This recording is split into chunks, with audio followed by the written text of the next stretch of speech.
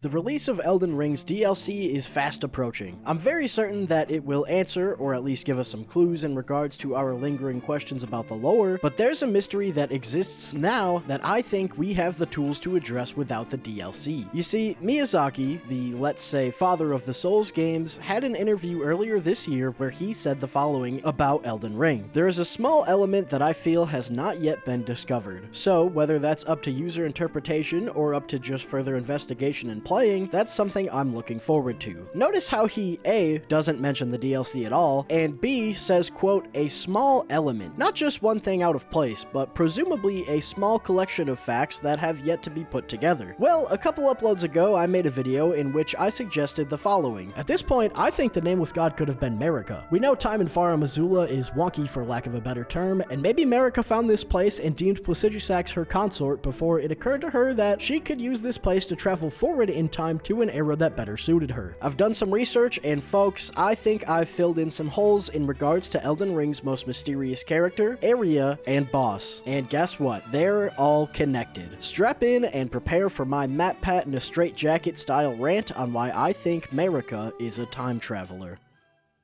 This theory is very easy to get lost in, but let's start by talking about Farum Azula. Farum Azula is a place that is, in my opinion, heavily misunderstood. Many people think that because of items like the Old Lord's Talisman, which says, a legendary talisman depicting the ancient king whose seat lies at the heart of the storm beyond time, that this place is completely disconnected from the lands between. We know for a fact, though, that this isn't true. Farum Azula is definitely a place that exists within the same time as our character does in Elden Ring. This is evident by many things, including but not limited to the chunks of Farum Azula architecture scattered around Limgrave, Caelid, and Liurnia, and the obvious ties that the Bestial Sanctum has to the Beastmen of Farum Azula. There's also this depiction of what is presumably the Elden Ring in Malekith's arena. We're gonna touch on that a whole lot this video, but let's take this as a point in our favor for now. So why does this place matter exactly? Well, it is going to be the central location for my theory. It ties in with the Crucible, the Erdtree, the Elden Ring, with Marika, Malekith, Placidusax, and of course, time travel. But here I go getting lost already. Like I said, it's an easy thing to do when you're dealing with so much information, so let's go from talking about the area itself to talking about its inhabitants. There are many creatures found in Farum Azula, but the ones we see first and foremost are the Beastmen. We don't know how, nor for how long the Beastmen have resided in Farum Azula, but we can assume that they weren't always as they are now. As we find them, they are bipedal, wear armor, wield weapons, and some of them are even capable of casting incantations. But when you combine this statue in Malekith's arena with the description of the Cinquedea, we find out that the beasts were granted their intelligence. Now, what is that even supposed to mean? To me, this language is very specific and intentional. It sounds just like something Enya says to us. And so grace was extended to your kind, the tarnished. This makes me think that maybe intelligence and grace aren't all so different. I mean, Marika granted grace to Hoarah, which is presumably what gave him the sound mind to accept Sarash as his regent, though that's also just kind of my theory and isn't clearly stated. So if grace and intelligence go hand in hand, then who exactly gave this gift to the Beastmen and why? That again can be answered by the Cinquedea. You see the 5 fingers extending across the weapon? Well, people often point to this being in reference to how the more intelligent Beastmen developed 5 fingers to create and wield tools, just like our human ancestors did. But what if this detail is more straightforward? What if these fingers aren't about the Beastmen and are instead about the 5 fingers of the Greater Will? In the Round Table, we encounter an entity known as the 2 Fingers. We also can meet the 3 fingers under Leyndell that have obviously been tainted by the Frenzied Flame. It stands to reason that these fingers are likely part of the same whole, the original vessel of the Greater Will that I think just might be the entity that is referred to as the One Great. So what I'm suggesting is that either the Greater Will on its own, or more likely through their vessel, the One Great, created the Crucible in the land of Farum Azula. Why? To bring order, as we know the Greater Will loves to do. The Crucible is the primordial form of the Erdtree, and going back to Malekith's arena, that's exactly what we see here. This is the Crucible, or I guess it's probably just an homage to it, as I don't think the Crucible exists anymore. But there's something odd about it, something that's gonna be hard to explain. Looking very closely at this carving, there's two important things to note. First of all, there is no rune arc on the bottom. This could be for a few reasons, but I personally think that the bottom rune on the Elden Ring we know was created when the ring was shattered. That's why there are rune arcs scattered across the lands between. The second thing you'll notice is that there is an arc on top. It's been commonly accepted at this point that the arc on top of the Elden Ring is the Rune of Death. When you turn it upside down, it fits, sure, but that begs a very important question. Why would the Rune of Death be here? The answer, it's not. This isn't the Rune of Death, it's Marika's Great Rune. I have to give Earth's biggest shout out to @GrandWealth on TikTok for their video about this topic. They have fully convinced me that the arc on top has to be Marika's. I mean, why wouldn't she have a Great Rune? She's the queen, goddess of the lands between, and yeah, I'm cheating, but look at this scene from the DLC trailer. This to me sure as hell looks like a Great Rune, and where do we see that Great Rune? Right here, right at the tippy top of the Crucible.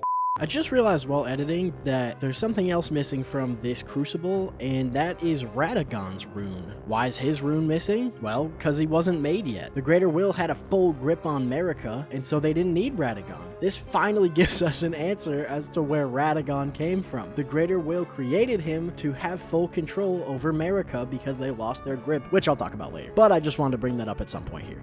So what, Marika is from Farum Azula or something? Yes, let me prove it. What do we know about Marika? Well, we know she's of the Numen race, a race of people that come from outside the lands between. No, that definitely doesn't mean they come from Farum Azula, but we can say that there is definitive proof of humanoids there. Littered around Farum Azula, we can find these corpses. They may just seem like a generic asset, but I don't think that's the case. I mean, if they wanted to put items around the map, they could have just put them on the ground. They do that in plenty of other places. We also know that Numen are denizens of another world, long-lived but seldom born. How long-lived? Like, could one say, I don't know, eternally? Queen Marika the Eternal? Maybe I'm getting ridiculous, but I'm hoping you can see where these pieces are starting to slowly fall in place. I believe Numens are seldom born because they have to be created by the Greater Will, just like I think Marika was. I want to make it clear what I'm saying, so here we go. I believe that the Greater Will, through the primordial energies inside of the Crucible, created a, at the time, ideal vessel for their vision of order, and that vessel was Marika. We can connect Marika to Farum Azula in a myriad of ways, but to me, the most obvious way is with this statue here. There's lots of debate as to what this statue is depicting, but I can't help but feel like the statue represents a young Marika communing with the beasts of Farum Azula. This must be how they gained their intelligence. Yes, it was granted by the Greater Will, but it was very literally doled out by Marika herself. This also clarifies where someone like Sarash comes into play. Sarash was hailed as Lord of the Beasts because he likely hailed from Farum Azula. Marika was close with Sarash, and so when Godfrey was in need of a regent, Marika was able to hook him up with her boy Sarash. But here I am off track again. Let's get back to Marika and connecting her with Farum Azula. There is a boss that resides in this ever so elusive place that goes by the name of Dragon Lord Placidusax. Remember how the Old Lord's Talisman describes him as someone who exists beyond time? Well, it's not lying, but if I said Farum Azula coexists with the lands between, then am I lying? No, because Placidusax exists in the past, beyond our current time. This isn't straight up told to us, but it's very clearly shown in the cutscene that leads up to fighting him. You see how when you lie down here that the land starts to repair itself? Well, that's because you're time traveling, back to a time when not only Placidusax existed, but to a time when the Crucible existed. Mikola's needle only works in Placidusax's arena, and that's because I think for the needle to work properly, it needs the power of the Crucible to combat the taint of the Frenzied Flame, the power of the One Great before it was fractured. So how does Dukesack come into play? It's hard to say whether it was the Greater Will, the One Great, or Marika that decided it, but someone along the way decided that there needed to be an Elden Lord, the Elden Lord being the title of those who are consort to Marika specifically. This position was likely created to protect the Crucible, just as we know the Elden Lord in our time is meant to defend the Erdtree and the Elden Ring, as Radagon and Godfrey both did. Which reminds me, how are there two first Elden Lords? Well, it's actually really simple. Placidusax was the first Elden Lord in the Age of the Crucible, and Godfrey was the first Elden Lord in the Age of the Erdtree. But what about the Crucible Knights that served under Godfrey? Well, they likely just served the Elden Lord, not just Godfrey. In fact, I think they even once served Placidusax as protectors of the Crucible. How else can you explain this bad boy being in Farum Azula? Not to mention that the Crucible horn shield says, "An ancient holiness dwells within." Doesn't that language sound familiar? Do the ancient dragons that also also exist in Farum Azula ring a bell? What about the Crucible Feather that states a vestige of the crucible of primordial life? It was considered a signifier of the divine in ancient times. But okay,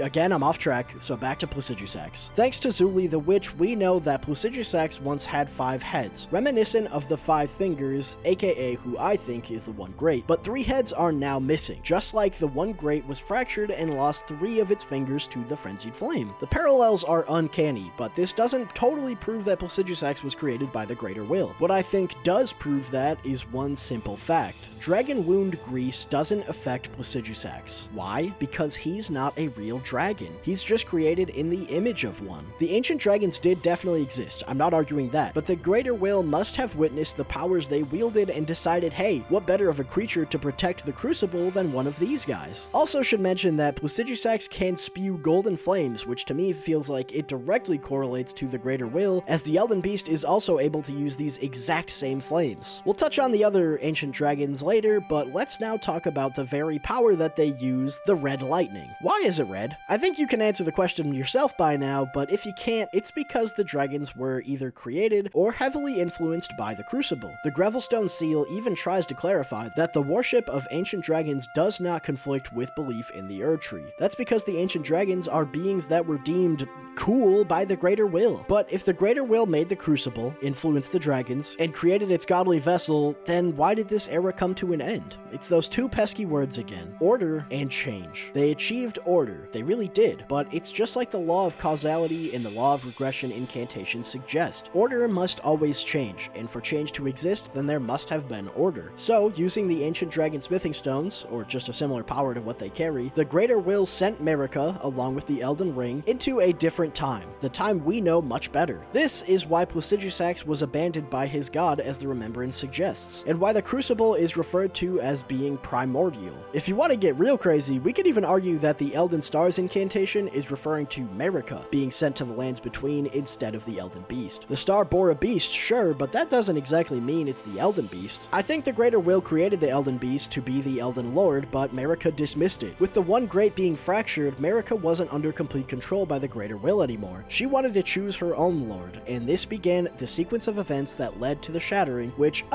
also shattered the Elden Beast. So, Marika gets sent to the lands between, establishes the Golden Order using the power of the Elden Ring, finds her consort, conquers the Fire Giants, and the Erdtree is born. This is all great and stuff that most people agree on. But then what happened to Farum Azula when she left? Well, it started crumbling. By the time Marika reaches the lands between, Farum Azula had already begun to fall apart without the power of the Crucible. This is because the architecture of the place was very literally tied to the Crucible, just as the lands between become intertwined with the roots of the Erdtree. In fact, we even see a much more ancient form of Erdtree burials in Farum Azula. There are no roots, but the buildings contain the energy of the Crucible, and so beastmen are buried within its walls. Marika, being from Farum Azula, also answers some questions about Malekith, or as we otherwise know him, Gurranq. We see outside the sanctum that remnants of the ancient city have been collected and displayed, presumably to honor the place. If we collect enough Deathroot, Gurranq will disappear. Where does he go? Farum Azula. He knows it exists because he was either there at some point when he was gifted to Marika by the Greater Will, or Marika told him about it. Gurranq drops an ancient dragon smithing stone before he goes, which is capable of warping time, and given his different dialogues, we know that this version of him is the same version we know. I know that if you kill Malekith in Farum Azula, that it doesn't kill Gurranq, but that's less of a story reason and more of a gameplay reason. Obviously, it is intended that we collect the Deathroot to tell the proper story and make Gurranq leave Caelid. A couple paragraphs ago, I said that we would touch on the other ancient dragons, and it's about that time. Marika established the Golden Order, and the royal capital of Leyndell is built around the Erdtree. Then one day, Grandsax, Fortisax, and Lanciax come to lay siege to the city. This has always been a strange event to me, because what reason would they have to do such a thing? Well, it has to be one of these 2 things, or maybe a bit of both. We know these dragons are from Farum Azula, so I'd say they either came to Leyndell to confront Marika directly for abandoning them and their dragon lord, or they came here because they are drawn by the power of the Erdtree, a power that would feel eerily similar to the now faded Crucible. This whole thing puts a pretty bow on why the dragons Fortisax and Lanciax would even be willing to commune with humans. They knew Marika, and Godwyn, being her son, was able to reason with them. Except for Grandsax, of course, but hey, we can't all be winners. As far as this theory goes, that's pretty much it. The Greater Will created the Crucible in Farum Azula, Marika Marika was born of the One Great / the Crucible. She takes Placidusax as her consort. She is sent to the present by the Greater Will. Placidusax is left to his own devices. Farum Azula begins to crumble, but the Erdtree and the Golden Order start to thrive. But I think it's clear someday that the Erdtree is going to fall. I mean, we can already tell that it's tipping versus its depictions in these old paintings. But hey, we know order can't exist without change. A lot of this video is a reach, but whether you agree with my theory or not, I appreciate you watching. Don't forget to subscribe, and with that, GG's everybody.